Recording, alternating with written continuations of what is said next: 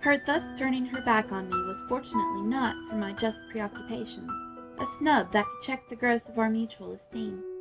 We met, after I had brought home little Miles, more intimately than ever on the ground of my stupefaction, my general emotion.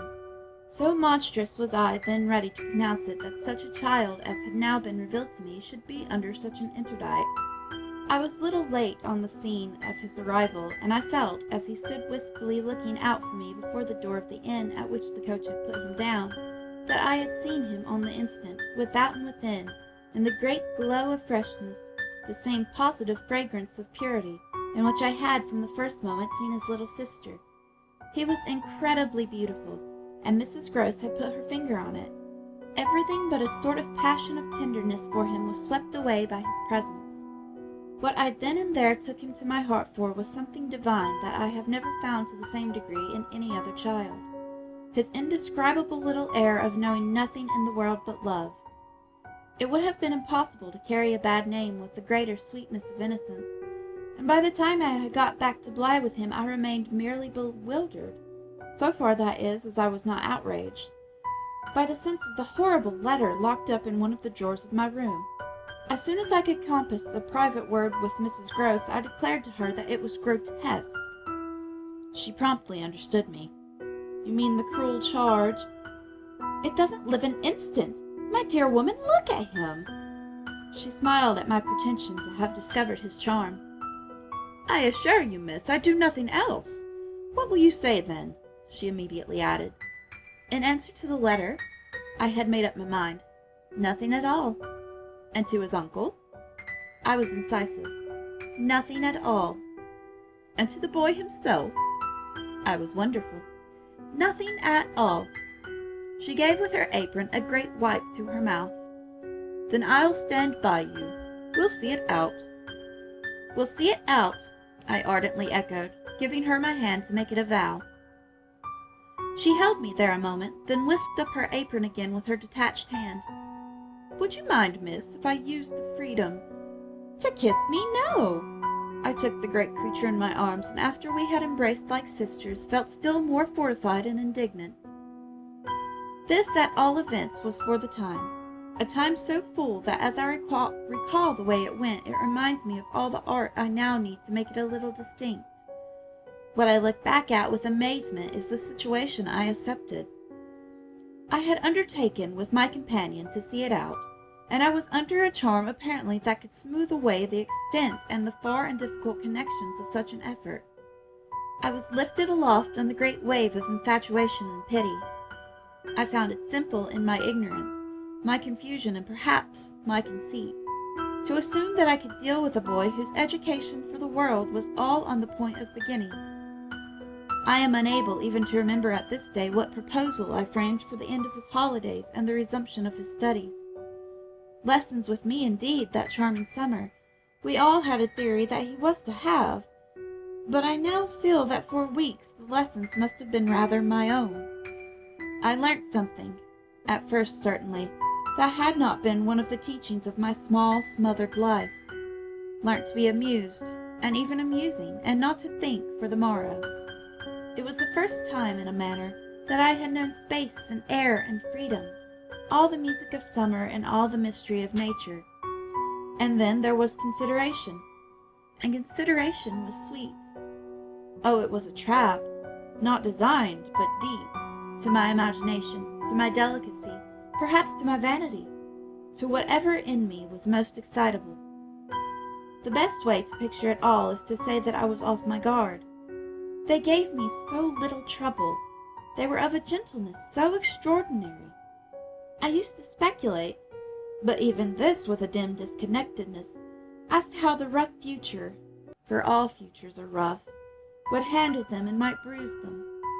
They had the bloom of health and happiness, and yet, as I had been in charge of a pair of little grandees, of princes of the blood, for whom everything to be right would have to be fenced about and ordered and arranged, the only form that in my fancy the after years could take for them was that of a romantic, a really royal extension of the garden and the park.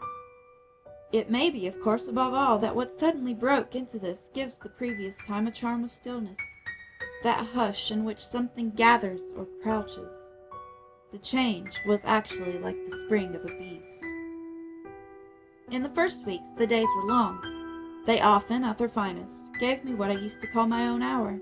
The hour when, for my pupils, tea-time and bedtime having come and gone, I had before my final retirement a small interval alone.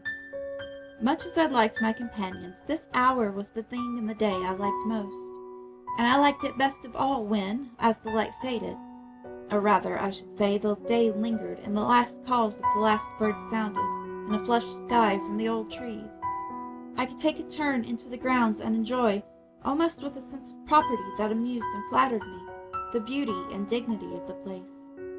It was a pleasure at these moments to feel myself tranquil and justified, doubtless perhaps also to reflect that by my discretion, my quiet good sense and general high propriety, I was giving pleasure, if he ever thought of it, to the person to whose pressure I had yielded. What I was doing was what he had earnestly hoped and directly asked of me, and that I could, after all, do it proved even a greater joy than I had expected. I dare say I fancied myself, in short, a remarkable young woman, and took comfort in the faith that this would more publicly appear. Well, I needed to be remarkable to offer affront to the remarkable things that presently gave their first sign. It was plump, one afternoon, in the middle of my very hour. The children were tucked away, and I had come out for my stroll. One of the thoughts that, as I don't in the least shrink now from noting, used to be with me in these wanderings was that it would be as charming as a charming story suddenly to meet someone. Someone would appear there at the turn of a path and would stand before me and smile and approve. I didn't ask more than that. I only asked that he should know, and the only way to be sure he knew would be to see it, and the kind light of it, in his handsome face. That was exactly present to me, by which I mean the face was, when, on the first of these occasions, at the end of a long June day, I stopped short on emerging from one of the plantations and coming into view of the house. What arrested me on the spot, and with a shock much greater than any vision had allowed for, was the sense that my imagination had, in a flash, turned real.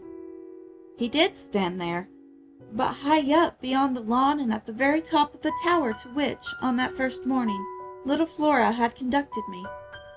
This tower was one of a pair, square, incongruous, crenellated structures, that were distinguished for some reason, though I could see little difference, as the new and the old. They flanked opposite ends of the house and were probably architectural absurdities, redeemed in a measure indeed by not being wholly disengaged, nor of a height too pretentious, dating, in their gingerbread antiquity, from a romantic revival that was already a respectable past. I admired them, had fancies about them, for we could all profit in a degree, especially when they loomed through the dusk, by the grandeur of their actual battlements. Yet it was not at such an elevation that the figure I had so often invoked seemed most in place. It produced in me, this figure, in the clear twilight, I remember, two distinct gasps of emotion, which were, sharply, the shock of my first and that of my second surprise. My second was a violent perception of the mistake of my first.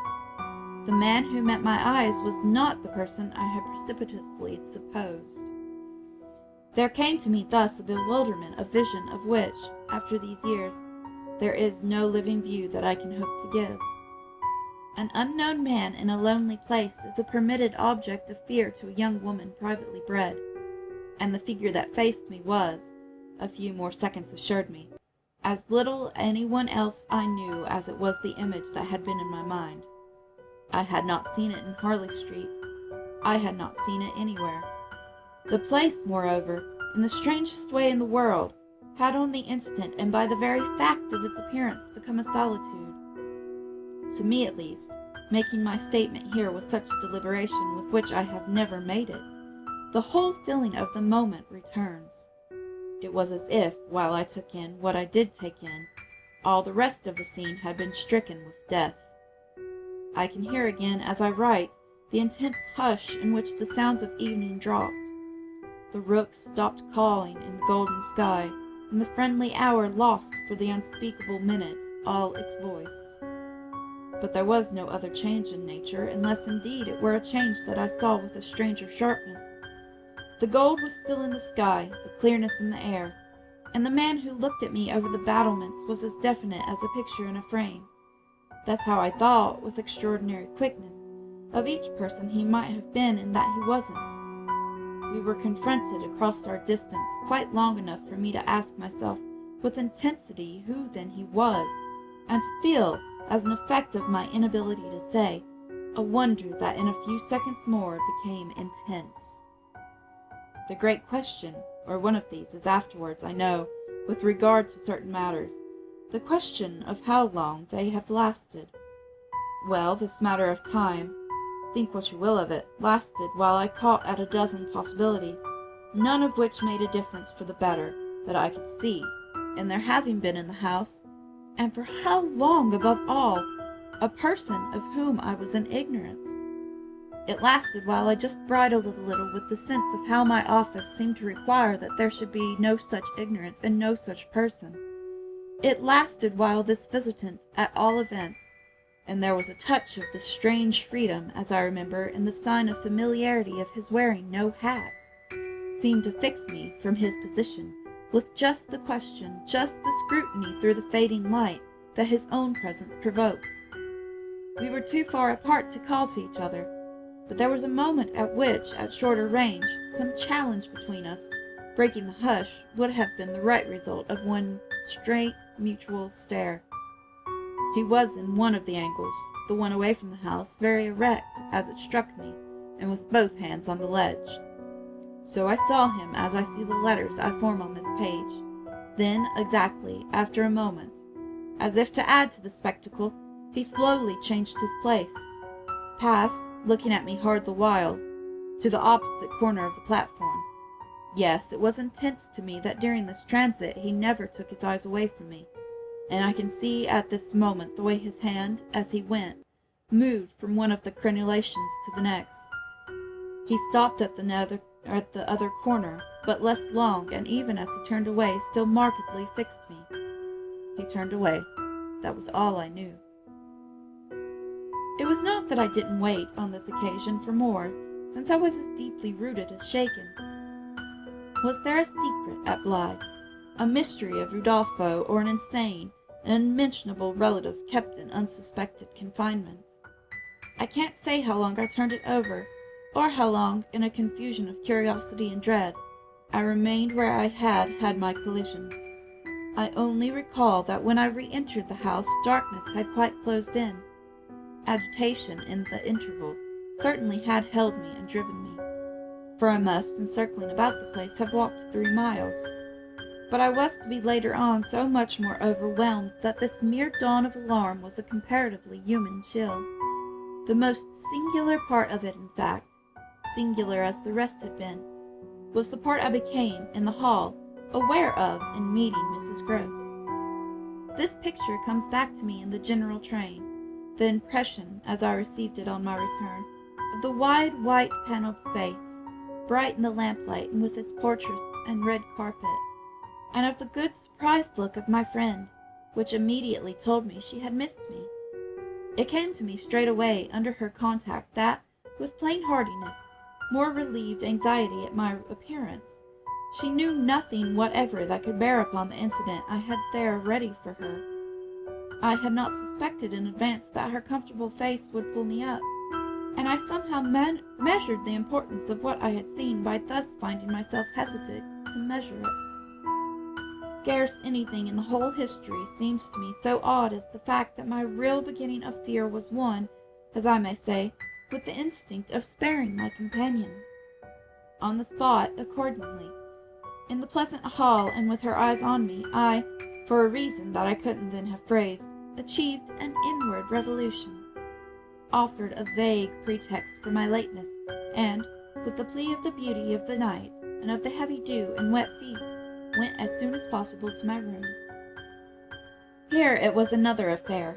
Here, for many days after, it was a queer affair enough. There were hours from day to day, or at least there were moments, snatched even from clear duties, when I had to shut myself up to think. It wasn't so much yet that I was more nervous than I could bear to be, as that I was remarkably afraid of becoming so. For the truth I had now to turn over was simply and clearly the truth that I could arrive at no account whatever of the visitor with whom I had been so inexplicably, and yet, as it seemed to me, so intimately concerned.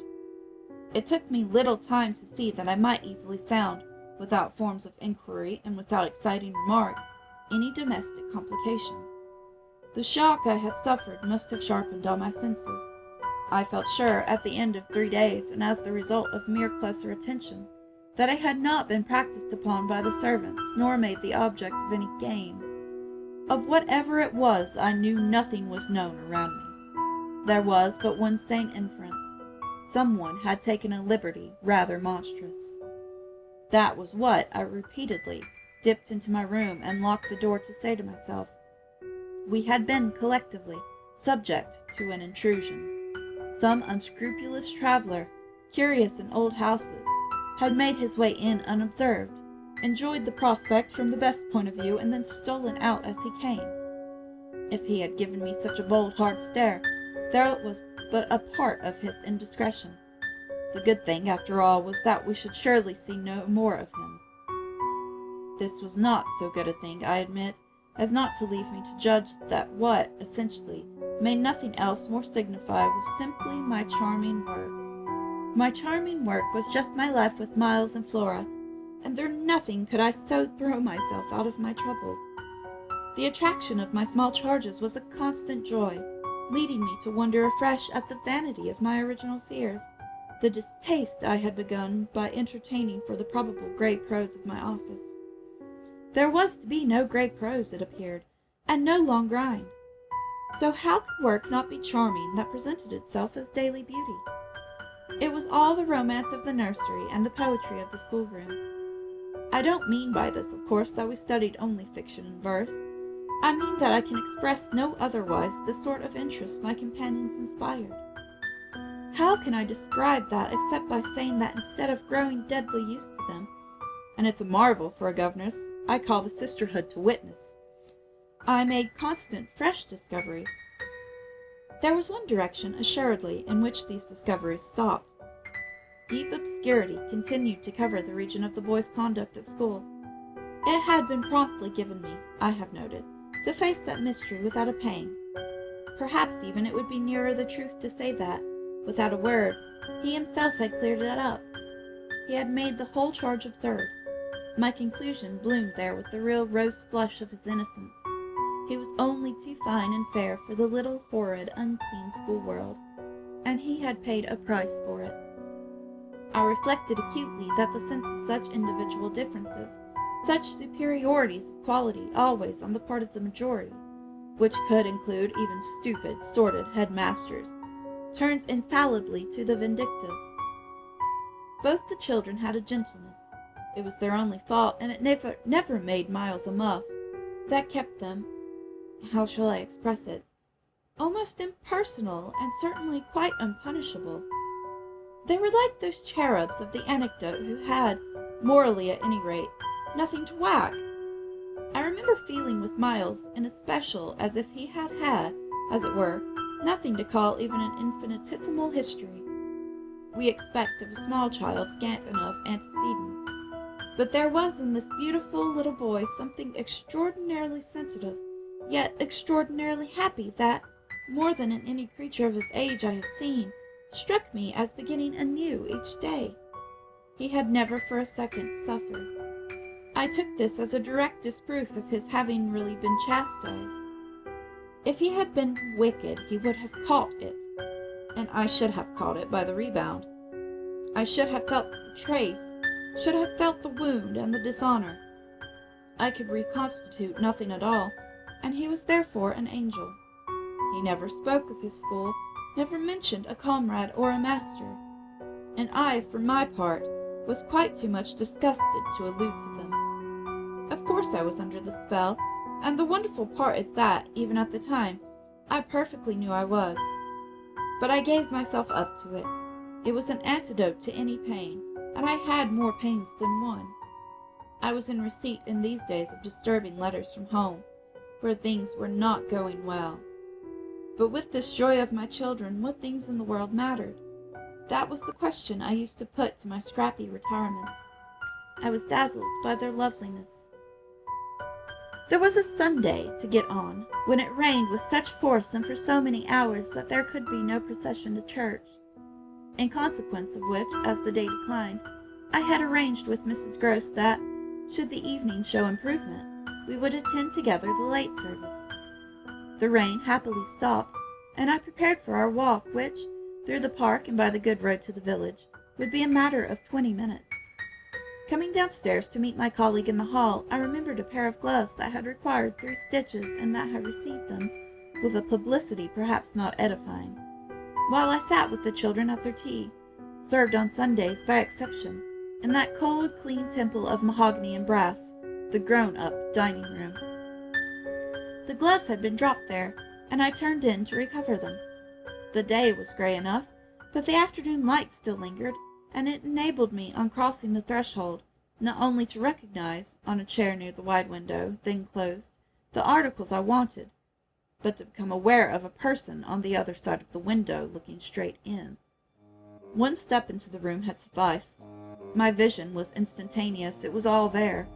The person looking straight in was the person who had already appeared to me. He appeared thus again, with, I won't say greater distinctness, for that was impossible, but with a nearness that represented a forged stride in our intercourse and made me, as I met him, catch my breath and turn cold. He was the same. He was the same, and seen this time, as he had been seen before from the waist up, the window through the dining room was on the ground floor, not going down to the terrace on which he stood. His face was close to the glass, yet the effect of this better view was, strangely, just to show me how intense the former had been. He remained but a few seconds, long enough to convince me he also saw and recognized. But it was as if I had been looking at him for years and had known him always. Something, however, happened this time that had not happened before. His stare into my face, through the glass and across the room, was as deep and hard as then, but it quitted me for a moment, during which I could still watch it, see it fix successively several other things. On the spot there came to me the added shock of a certitude that it was not for me he had come. He had come for someone else. The flash of this knowledge, for it was knowledge in the midst of dread, produced in me the most extraordinary effect, starting as I stood there, a sudden vibration of duty and courage. I say courage because I was beyond all doubt already far gone. I bounded straight out of the door again, reached out of the house, got in an instant upon the drive, and, passing along the terrace as fast as I could rush, turned a corner and came in full sight. But it was in sight of nothing now. My visitor had vanished. I stopped, almost dropped, with the real relief of this, but I took in the whole scene. I gave him time to reappear. I call it time, but how long was it? I can't speak to the purpose today of the duration of these things. That kind of measure must have left me. They couldn't have lasted as they actually appeared to me at last. The terrace and the whole place, the lawn and the garden beyond it, all I could see of the park, were empty with a great emptiness. There were shrubberies and big trees, but I remember the clear assurance I felt that none of them concealed him. He was there or was not there. Not there if I didn't see him. I got hold of this, then instinctively, instead of returning as I had come, went to the window. It was confusedly present to me that I ought to place myself where he had stood. I did so. I applied my face to the pane and looked, as he had looked, into the room. As if, at this moment, to show me exactly what his range had been, Mrs. Gross, as I had done for himself just before, came in from the hall. With this I had the full image of a repetition of what had already occurred. She saw me as I had seen my own visitant. She pulled up short as I had done. I gave her something of the shock that I had received. She turned white, and this made me ask myself if I had blanched as much.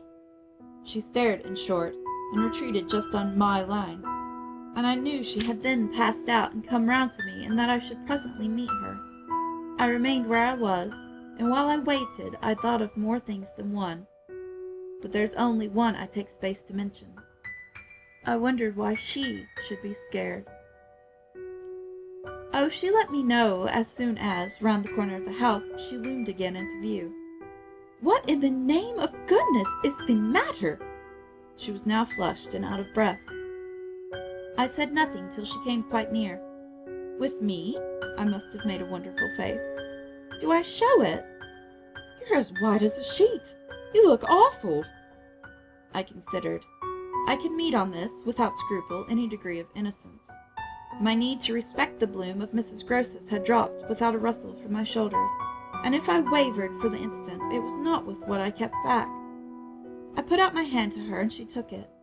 I held her hard a little, liking to feel her close to me. There was a kind of support in the shy heave of her surprise. You came for me for church, of course, but I can't go.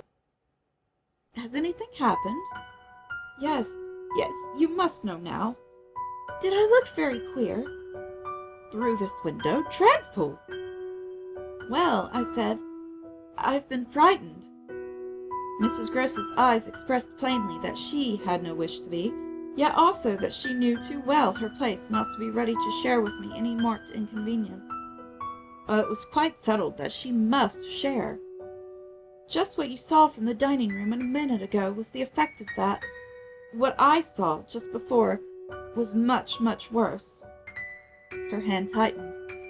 What was it? An extraordinary man looking in. What extraordinary man? I haven't the least idea. Mrs. Groce gazed round us in vain. Then where has he gone? I know still less. Have you seen him before? Yes, once, on the old tower. She could only look at me harder. Do you mean he's a stranger? Oh, very much. Yet you didn't tell me. No, for reasons. But now that you've guessed. Mrs. Groce's round eyes encountered this charge. Oh, I haven't guessed, she said very simply. How can I if you don't imagine? I don't in the very least. You've seen him nowhere but on the tower, and on the spot just now. Mrs. Groce looked round again. What was he doing on the tower? Only standing there and looking down at me. She thought a moment. Was he a gentleman? I found I had no need to think. No. She gazed in deeper wonder. No. Then nobody about the place? Nobody from the village? Nobody. I didn't tell you, but I made sure. She breathed a vague relief. This was, oddly, so much to the good. It only went, indeed, a little way. But if he isn't a gentleman, what is he? He's a horror. A horror? He's... God help me if I know what he is. Mrs. Groce looked round once more. She fixed her eyes on the duskier distance, and then, pulling herself together, turned to me with full inconsequence. It's time we should be at church. Oh, I'm not fit for church. Won't it do you good? It won't do them. I nodded at the house. Children? I can't leave them now. You are afraid. I spoke boldly. I'm afraid of him. Mrs. Groce's large face showed me at this time, for the very first time, the far-away faint glimmer of a consciousness more acute. I somehow made it out in the delayed dawn of an idea I myself had not given her, and that was yet quite obscure to me. It comes back to me that I thought instantly of this as something I could get from her, and I felt it to be more connected with the desire she presently showed to know more. When was it on the tower? About the middle of the month, at this same hour. Almost at dark, said Mrs. Groce. Oh, no, not nearly. I saw him as I see you. Then how did he get in? And how did he get out? I laughed. I had no opportunity to ask him. This evening, you see, I pursued, he has not been able to get in. He only peeps. I hope it will be confined to that. She had now let go my hand. She turned away a little. I waited an instant, then I brought out, "Go to church. Goodbye, I must watch." Slowly she faced me again. "Do you fear for them?" We met in another long look. "Don't you?" Instead of answering, she came nearer to the window and, for a minute, applied her face to the glass. "You see how he could see," I meanwhile went on. She didn't move. "How long was he here?" "Till I came out. I came to meet him." Mrs. Gross at last turned round, and there was still more in her face. "I couldn't have come out." "Neither could I." I laughed again. "But I did come. I've my duty." "So have I mine," she replied, after which she added, "What's he like?" "I've been dying to tell you, but he's like nobody." "Nobody?" she echoed. "He has no hat." Then, seeing in her face that she already, in this, with a deeper dismay, found a touch of picture, I quickly added stroke to stroke. "He has red hair, very red, close curling, and a pale face, long in shape, with straight, good features, and little rather queer whiskers that are as red as his hair. His eyebrows are somehow darker. They look particularly arched, and as if they might move a good deal. His eyes are sharp, strange, awfully, but I only know clearly that they're rather small and very fixed. His mouth is wide, and his lips are thin, and except for his little whiskers, he's quite clean-shaven. He gives me a sort of sense of looking like an actor." "An actor?" It was impossible to resemble one less, at least, than Mrs. Gross at that moment. "I've never seen one, but so I suppose them. He's tall, active, erect," I continued, "but never, a gentleman." My companion's face had blanched as I went on. Her round eyes started, and her mild mouth gaped. "A gentleman?" she gasped, confounded, stupefied. "A gentleman, he?" "You know him, then?" She visibly tried to hold herself. "But he is handsome." I saw the way to help her. "Remarkably. And dressed in somebody's clothes. They're smart, but they're not his own." She broke into a breathless, affirmative groan. "They're the master's." I caught it up.